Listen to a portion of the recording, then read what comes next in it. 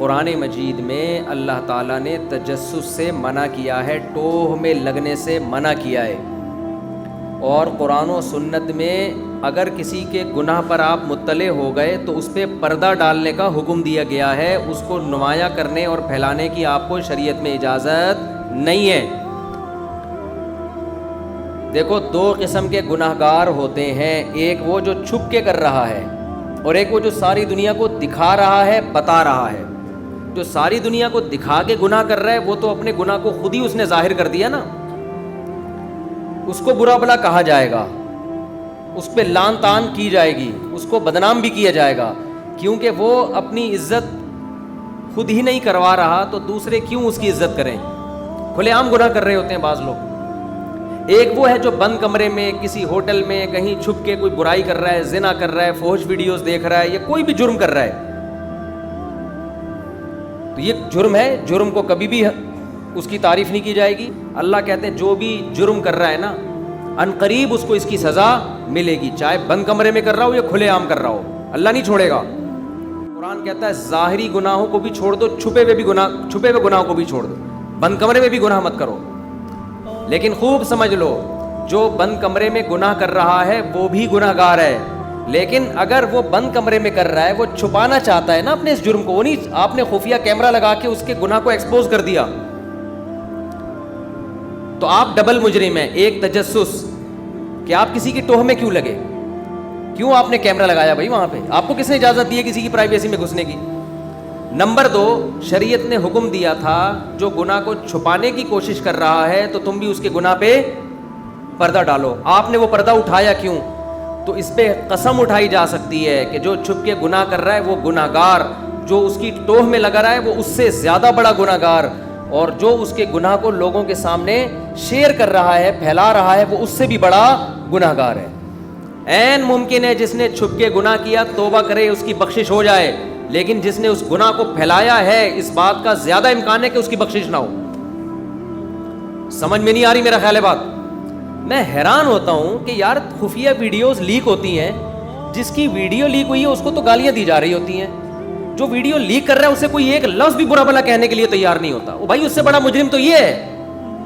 آپ کو کس نے پرمیشن دی آپ کسی کی پرائیویسی میں گھسو اور دیکھو کہ یہ چھپ کے کیا کر رہا ہے؟ یہ تو باپ کو اجازت نہیں ہے کہ وہ بیٹے کے کمرے میں بغیر اجازت کے گھس جائے۔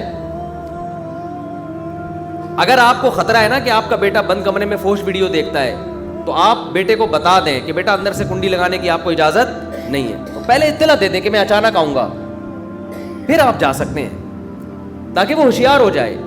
یہ اجازت نہیں ہے کہ وہ کچھ کر رہا ہے آپ نے دھاڑ کر کے دروازہ توڑا اور چلے گئے۔ یہ تو اللہ تعالیٰ چاہتے ہیں کہ لوگوں کے گناہوں پہ پردہ ڈالو۔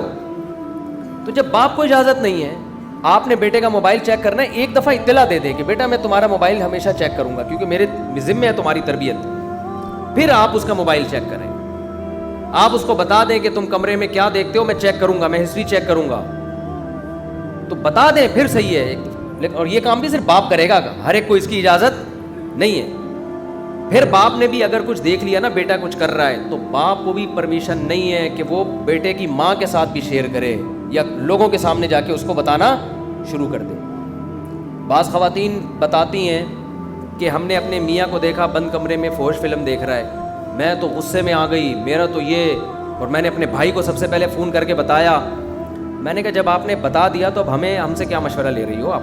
اس کو تو ذلیل کر دیا نا دنیا کے سامنے، اس کو تو کر دیا، اب سزا تو مل گئی نا، اور کیا سزا دینی ہے؟ جب ایک آدمی کا آپ نے بتا دیا دنیا کو کہ یہ کام کر رہا ہے تو اب کیا رہ گیا بھائی؟ اب کیا پوچھ رہی ہو ہم سے فون کر کے؟ اب تو جو اس نے کرنا ہے وہ کرے گا آپ کے ساتھ۔ تو یہ اسی طرح شوہر نے اگر عورت کو دیکھ لیا تو بھائی رکھنا ہے رکھو، چھوڑنا ہے اس کو چھوڑو۔ آپ نے اس کو لوگوں کے سامنے ذلیل کر دیا، اب آ کے کہہ رہے ہوتے ہیں میں نے بتایا اس کے ابا کو تمہاری بیٹی یہ کر رہی ہے۔ میں نے کہا بتا دیا تو اب کیا رہ گیا؟ صحیح ہے نا؟ ہمارے نبی صلی اللہ علیہ وسلم کے پاس تو جب کوئی آ کے بتاتے ہیں نا کسی کی شکایت، تو آپ نے فرمایا کہ حدیث کا مفہوم ہے کہ نبی صلی اللہ علیہ وسلم کا دل نا سب کی طرف سے صاف تھا، تو آپ چاہتے تھے کہ آپ کا دل سب کی طرف سے صاف رہے، لوگ نہ آ کے آپ کو بتائیں۔ ہمارے نبی کو تو حضرت عویمر اجلانی نے اپنی بیوی کے بارے میں آ کے بتایا کہ میں نے ان کو زنا کرتے ہوئے دیکھا ہے۔ ہمارے نبی نے اس بات کو بھی پسند نہیں کیا. شوہر اپنی بیوی کے بارے میں پیغمبر کو بتا رہے ہیں کہ میں نے زنا کرتے ہوئے دیکھا. آپ صلی اللہ علیہ وسلم نے اس بات کو بھی پسند نہیں کیا کہ اگر دیکھا ہے تو بھائی تم اسے طلاق دے دو, مجھے آگے کیوں بتا رہے ہو؟ رکھنا ہے رکھو, چھوڑنا ہے اس کو چھوڑو, لوگوں کو کیوں بتا رہے ہو؟ ہاں, ایسا گناہ کہ جس کا لوگوں کے حقوق سے تعلق ہے, جیسے کوئی حکمران کرپشن کرتا ہوا پکڑا گیا, اس کو ایکسپوز کرنا چاہیے تاکہ لوگ اس کے شر سے بچیں. کوئی حکمران خدا نخواستہ بند کمرے میں زنا کرتے ہوئے پکڑا گیا, اس کو لوگوں کے سامنے ہائی لائٹ کرنے کی ضرورت شریعت میں اجازت نہیں ہے. لوگ کہتے ہیں یار تاکہ پتہ چلے یہ ہے. او بھائی, یہ گناہ چھپ کے کر رہا ہے, یہ اس کا پرسنل معاملہ ہے, اچھا کام نہیں کر رہا, بہت گندا کام کر رہا ہے, سزا ملے گی اس کو دنیا میں بھی آخرت میں بھی. لیکن آپ اگر اس کی پرسنل لائف کو لوگوں کے سامنے شیئر کریں گے تو آپ اس سے بڑے گنہگار ہوں گے. سمجھتے ہو کہ نہیں سمجھتے ہو؟ یہ بڑا مسئلہ بن گیا ہماری قوم کا. پرسنل چیزوں کو شیئر کر رہے ہیں, کہہ رہے ہیں یہ دیکھو کیا کر رہا ہے, یہ دیکھو. ابے تم کیا کر رہے ہو, تم یہ دیکھو. اور دوسری بات یہ کہ یہ کام وہ کرے نا جو خود دودھ کا دھلا ہوا ہو. کوئی ایسا نیک آدمی دوسرے کے گناہ کو شیئر کر رہا ہے کہ خود اتنا نیٹ کلین ہے کہ آج تک بند کمرے میں اس سے کبھی کوئی گناہ ہوا ہی نہیں ہے. ایسا نیک آدمی شیئر کرے اور بتائے کہ دیکھو, ہے تو اس کے لیے بھی غلط. شیئر وہ کر رہے ہوتے ہیں جو خود پتہ نہیں کیا کیا کر رہے ہوتے ہیں بند کمروں میں بیٹھ کے. تو اس لیے جتنا چاہتے ہو نا کہ اللہ آپ کے گناہوں پہ پردہ ڈالے, اتنا ہی دوسروں کے گناہوں پر بھی پردہ ڈالو.